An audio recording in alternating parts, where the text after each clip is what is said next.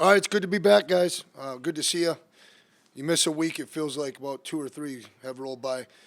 Thanksgiving in the bye week was awesome for our kids, just from a mental standpoint, a mental health, getting refreshed, seeing their families. I think we only had 8 or 9 kids that stuck around in town, and we were able to take care of them with a really cool team meal. I'm real appreciative to Matt Larson and his team for providing that opportunity for us. It gave us a chance to really reflect on what Thanksgiving means to us. And last week was pretty cool to get those guys out of town Thursday, Friday, and most of Saturday. It also allowed us some real good time as a coaching staff to dive into, okay, who's going to win this game? Where do we lean? And so we've got a pretty good jump on Abilene Christian.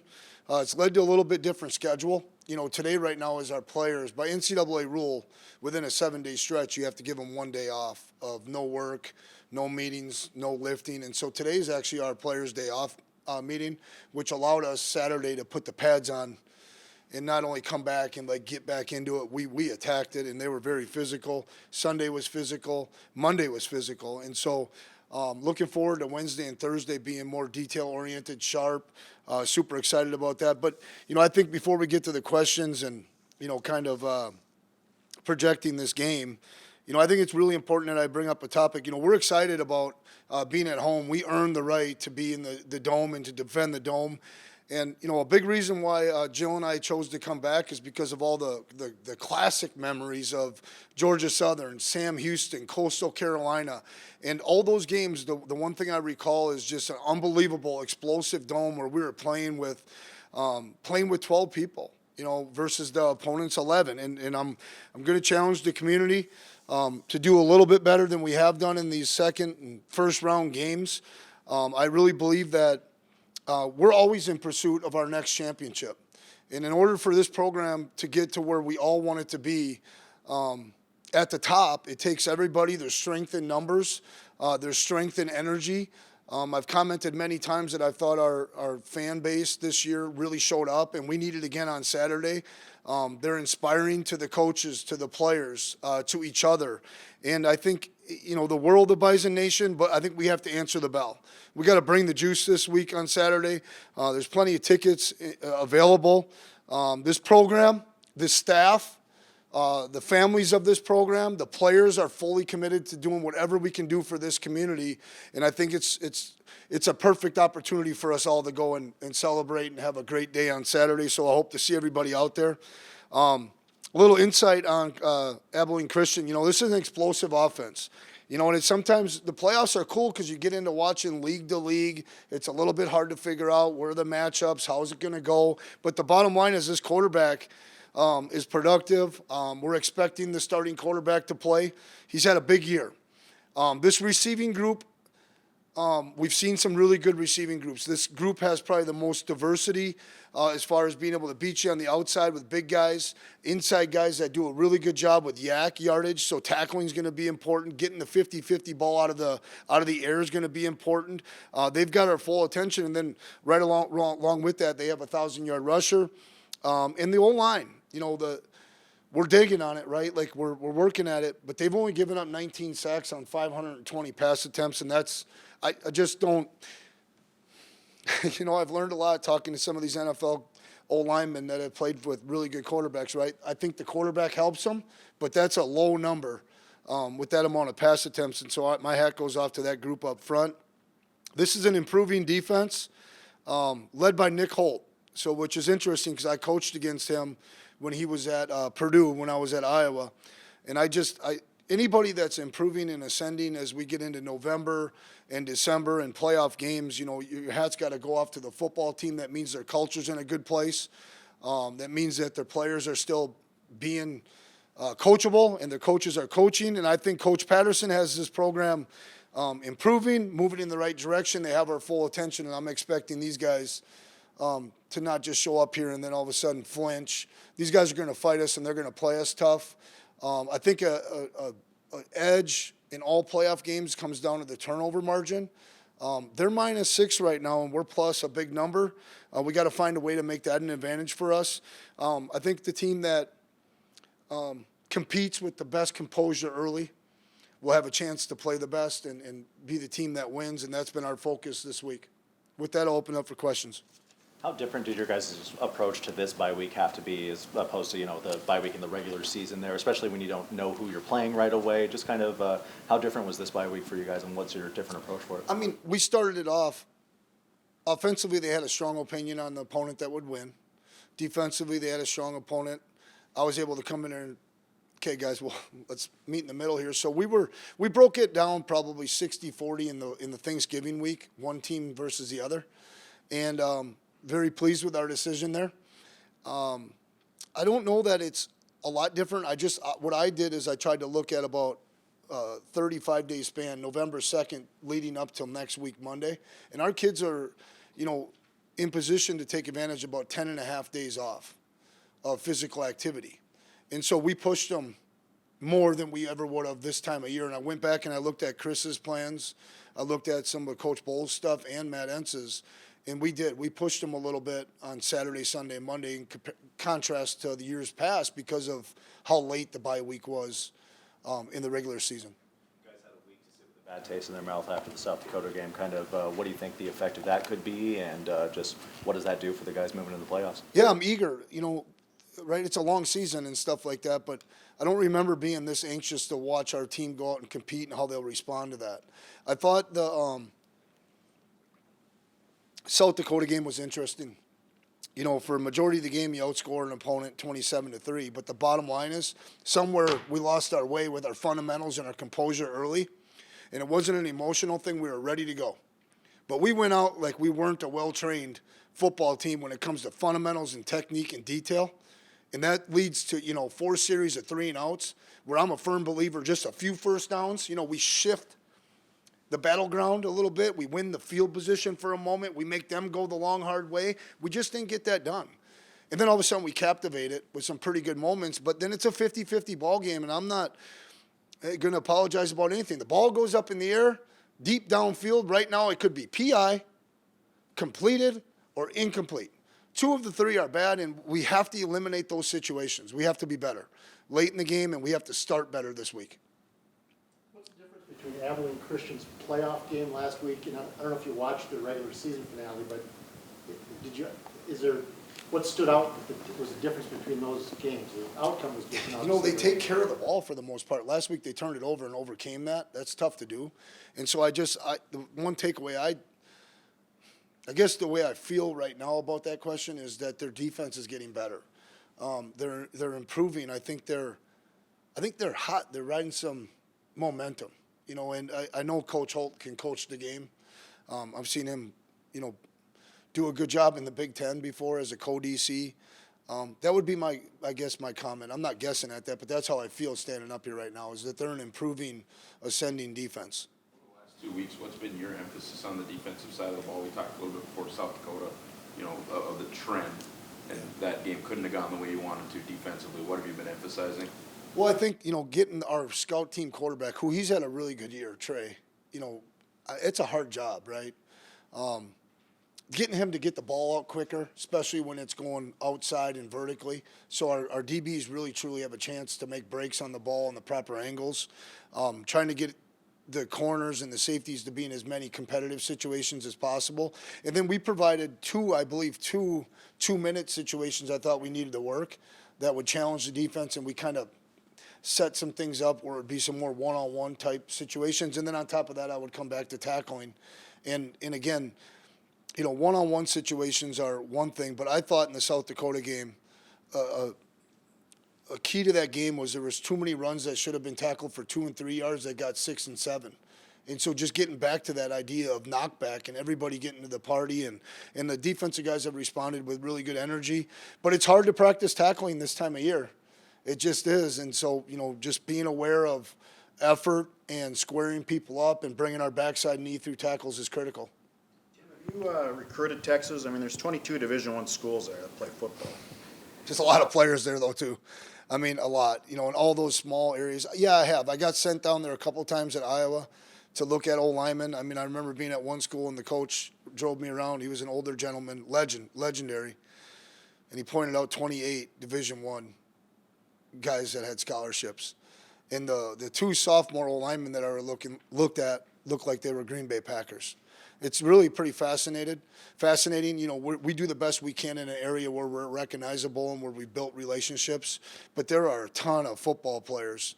I wouldn't even dare to guess, but you just talk about the corridor, you talk about Dallas, Houston. There's arguments all the time about where the best football is and so forth and so on. And there's a lot of players. The best thing that I think the good schools do down there is they try to do it within state and then just touching the borders. It's interesting. Schools get to West Texas, where these guys are at? No, I used to talk a lot to Willie Matt Garza about that. You know, a lot of I don't have any experience with that. But Willie always commented that's where the toughest players were. Yeah, how combustible a week is this with signing day and the portal opening, also getting ready for a playoff game? What's the tightrope of walking this week?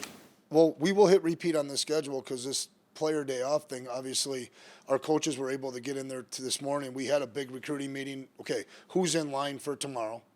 What kind of communications have we had? Who's still out there that we want to make some things happen?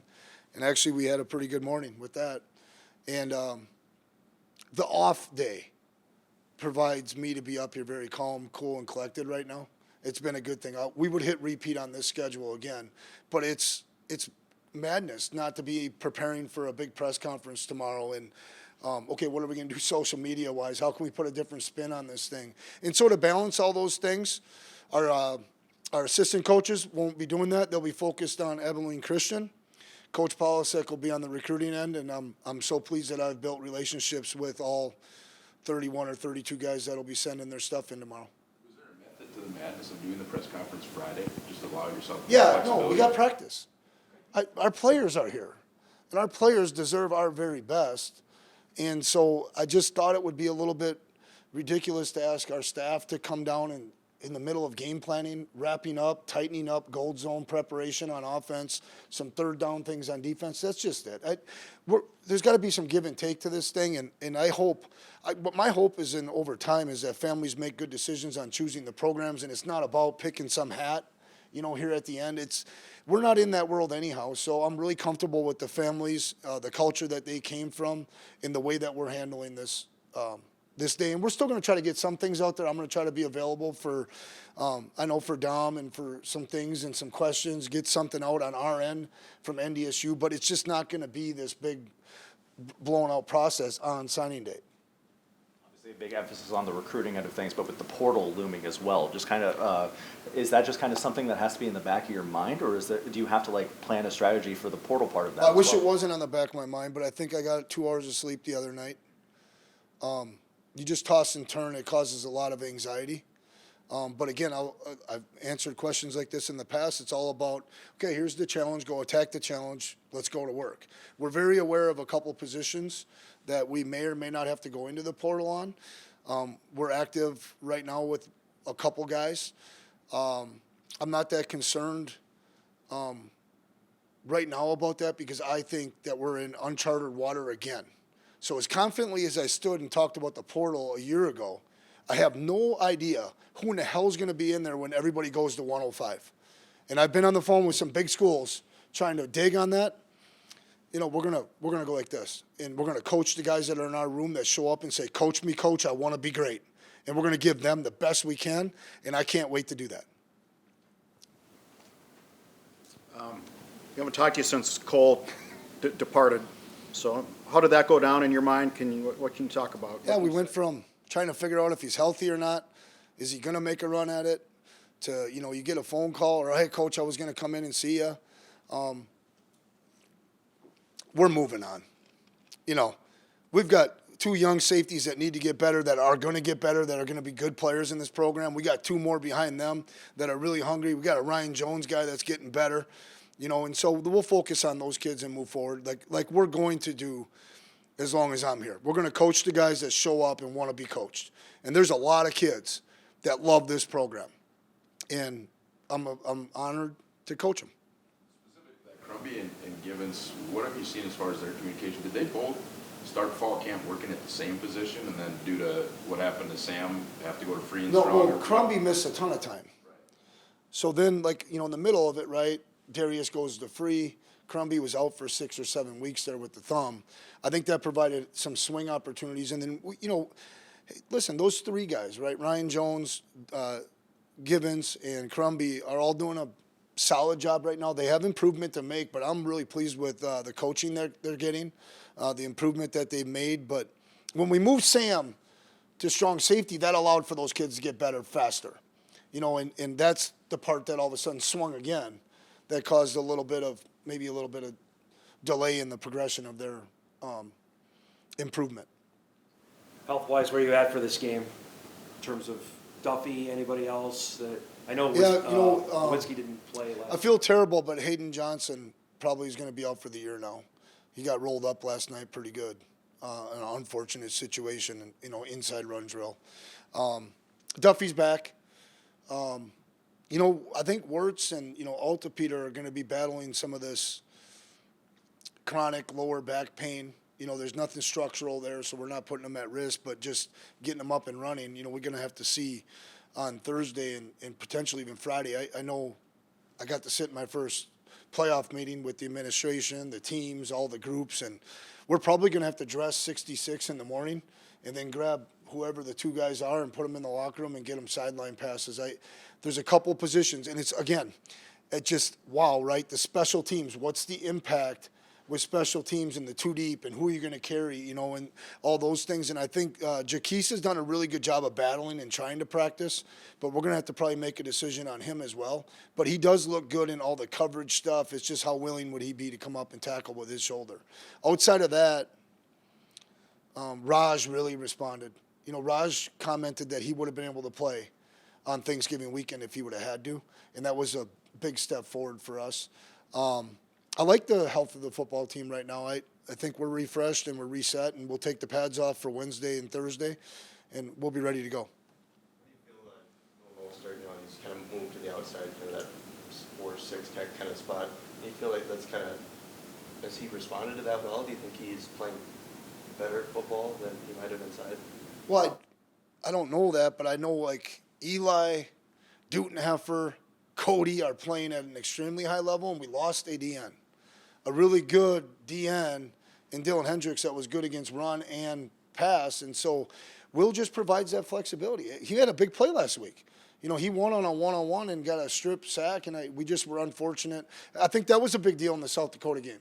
We don't get the fumble, and we drop an INT. Somewhere in there in a championship-level game, someone was going to need to make create a takeaway. And so Will's doing great. And Will battled a little bit of a shoulder last week, and he's been back this week. And so really pleased with his being a great teammate. Yeah, I'll go move out there, and whatever reps I can play, I'll play. It's been good. Tim, where's this quarterback rank from what you've seen this year? I think he's very similar to the Missouri State kid. I do. He's a transfer down from just watching Texas Tech, it was interesting. They brought a two-man pressure off the edge, and I had to get ready for Texas Tech a year ago, right? Two-man pressure off the edge. I go, okay, it's trap coverage. And that ball came out of his hands, and I told the defense, don't worry about that. He would have been ready because he saw it a million times. He played at a really high level in that game. He doesn't get sacked. He has a really good knack. He's been well coached as far as sliding away from maybe a free blitzer in five-man protection. They do a really good job shooting hoops at the same buckets, same concepts with different formations, and he's extremely comfortable in full field progression reads, and he's really comfortable in the screen game. I think they do a heck of a job with all their meshing and rub routes and those kind of things. They have answers. This is a well-schooled up football team. He's accurate, and he has a big arm. He gives his guys a shot all the time. That's probably what I appreciate about him the most. Cam named one of the three finalists for the Walter Payton Award. Not surprising, but just kind of your thoughts for him narrowing down that field there. No, just tremendous honor, and that'll be great, to be able to be down in Frisco, to hear his name called or not, and to be able to get his family down there and some people supporting him. Those are game-changing things. Not everybody gets to experience that. Some of us played Division III football, and I just think he's earned it. I think as players, again, you guys, a couple weeks ago, we were leading into senior day, and I had 3 weeks have passed. Man, those guys love each other, and they really appreciate Cam. The support for him offensively and defensively is just, it's a classic case of a really well-trained up quarterback by Randy Hedberg. Another name, Randy Hedberg, got to coach and help to get to that spot, and it's a great individual honor, but Cam would tell you without his teammates, it's not possible, and really happy for him. Any of our guys that get individual accolades, it's pretty cool. And that would be another thing I would say to the fan base. We've got some guys that potentially, right, like people are going to want Gray Zabel's NFL jersey. Look at where he's being positioned in this draft. And we got some guys I think that our fans should come out and see. We've got potentially 3 home games, but we're trying to go 1-0, and some good players, right? It's entertaining. We got some good players. They should come out and want to watch them. Talking about the fans, I've seen the videos of you out with the students handing out tickets to Yeah. them. What was that experience like for you, and how vital is that in trying to connect with the student body a lot and get them engaged in athletics? It was awesome. And I think next year we'll even do a little bit better job, or maybe in the wintertime when we know it's a real proactive campus. That was on a Tuesday before Thanksgiving. I asked a couple of the kids, you going to skip class today? And, yeah, Coach, we're leaving town now. But, get out there and to see a lot of those guys. I asked them what their all-time greats. I mean, Brock Jensen's name's still coming up. Billy Turner, there was 2 or 3 kids. One kid was coming back for his 2nd engineering degree, said, I was in school with Billy. I said, well, how old are you? And it was really fun. I had fun with it. I'm more interested to see the blooper reels, and I'm going to get that someday. But, cool to see some of our freshmen are supported. Barika's got a bunch of classmates from high school on campus. He was by far the most favorite player on the team. Cam, all that stuff was cool. And I really look forward to doing something. I think our marketing department hasn't asked me to do too much, but when they have asked me, it's been some good ideas and some really cool things, and we're got a little bit of a plan for February as well. We got to get the student body. We got to get everybody to think it's pretty cool to be a Bison and to wave green and yellow flags and wear green and Bison, green and yellow Bison gear. We've lost that a little bit in our society, and I think it's cool to try to bring back the community aspect of it. And there again, let's get to this game, and let's respect the fact that you got to win this one to get to the next one, and let's not leave the door open. And it takes all of us.